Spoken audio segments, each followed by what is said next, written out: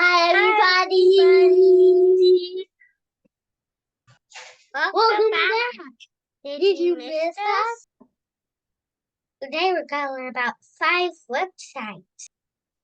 These 5 websites will help you as you find out which house you bid on.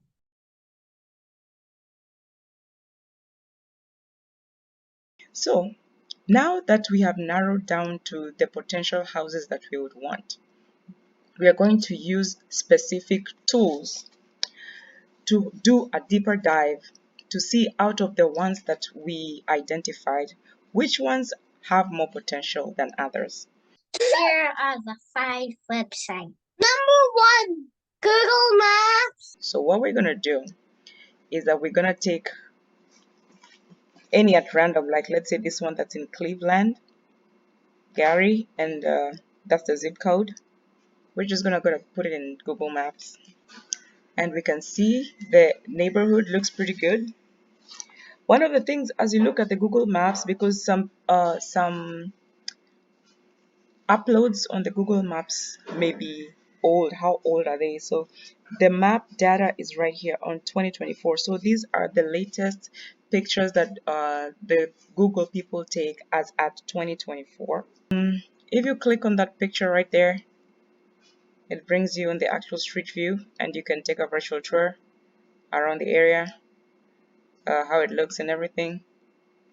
Alternatively, you can click this little map that gives you like a rotational view of that area, whether it looks like a place that you'd like, how the neighborhood looks, whether it's bikeable, walkable, public transit, up market neighborhood, run down neighborhood. You see? Number 2, Zillow. Paste it right there and search, and here it comes. So Zillow just gives you more details about that particular property. It says it's a 2-bedroom, 1-bath, 804 square feet, and that is the address of it. So if you were to win this house at the auction, this is the value that would be getting added to your portfolio, and that's the rent amount you potentially be earning every month. So you can imagine if you paid for $500 this home and then you actually get it, you can imagine that's like a really big win for you. So the range that they have put for the home value is 73,000 to 121,000, and in the last 30 days the value of this house actually increased by $3,000. Then other features of that home. So if you look at this, it'll just give you all the details of that house, which year it was built. You need to check that, because the newer the house, of course, the less repairs it's gonna need. It's gonna be more modern than the ones that were built in the 20s or something like that. And then it has no basement. These are the things to look out for, because houses with basement have more potential than those with no basement. Their tax assessors, this is what they assessed it for tax purposes. But for market purposes, it's 96,000, almost 100 grand. All right. And then, so it tells you about the neighborhood, whether it's walkable, bikeable, so that you can know upfront the good, the bad, and the ugly of whatever it is that you're buying.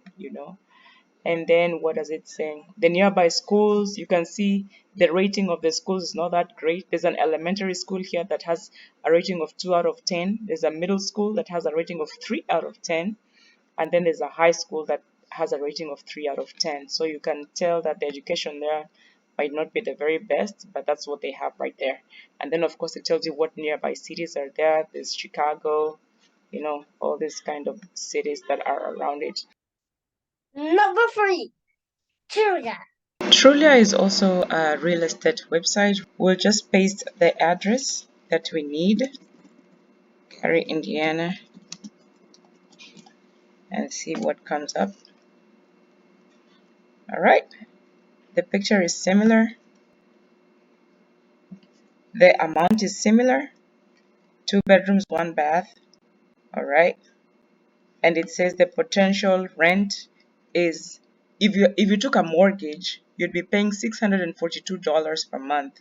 But remember, in the other in Zillow, we saw that the estimated rent is 1,300. So if you actually bought it, you'd be making a profit uh, if you took a mortgage on it, because the rent income is 1,300, but the payment for the mortgage would be 642. So you'd be putting some money in your pocket. What do they have? So they have a map similar to the one that is in Google. They have a description, and they have some of the highlights. It has only one story, which means it's not upstairs and downstairs. All right. The tax assessment is similar also. The 2023 one was 55,900. And then on this one, what does it say? The homes for trend in this zip code is 87,000. So it says that this home is 96,800, 10% value above the other homes in that area. So the same thing about the schools for this one. There is a high school that has 3 out of 10 rating, a middle school that has 3 out of 10 rating, and an elementary school that has 2 out of 10 rating. So clearly you can see that the education is a bit on the lower side. And then what people said about Gary, so this area in general, you need a car, there are sidewalks, the yards are well kept, so it's a nice neighborhood. The parking is easy. Kids are playing outside, so you can see it's sort of a safe environment. And there's a holiday spirit. Number 4, County Commissioner's website. We are going to Google Lake County, Indiana tax record. I'll go right here. And then, okay. So under the search, tax search, because this is a tax lien sale, we'll use the mailing address.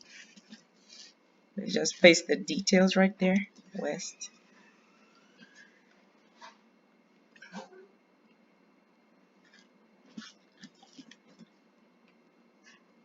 Gary.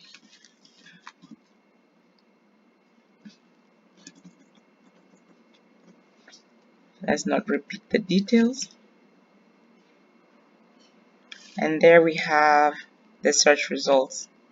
So this portion is basically to tell you about the tax details, because this is a tax lien sale.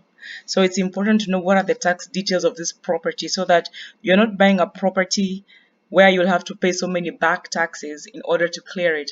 So the good thing with this particular county, Lake County, Indiana, this particular county, is that one of the benefits of buying tax lien property is that they forgive the back taxes. So you'll only be able to pay the taxes as from that year that you are purchasing. But in other states, each state and each county is different. That's just something important for everybody to note.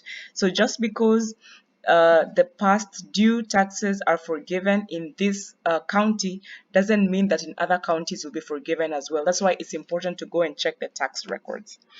So when we look at the summary of this person's taxes, we see that the value was $53,000. So the gross AV, which is assessed value, was 2,600.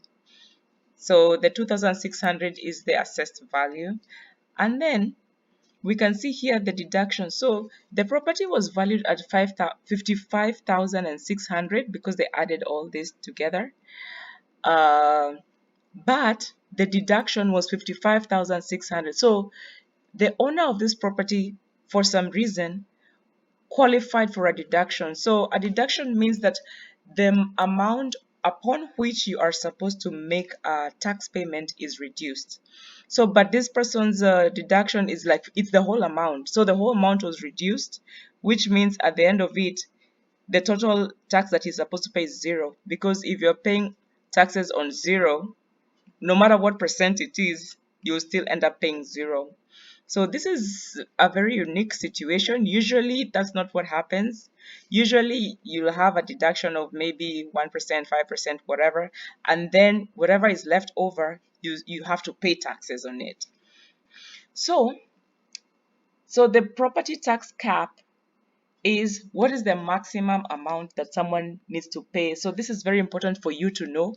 If, for example, you want to bid on this home and you don't qualify for this 100% deduction, it means that you'll have to prepare to pay at least $608 for your property taxes.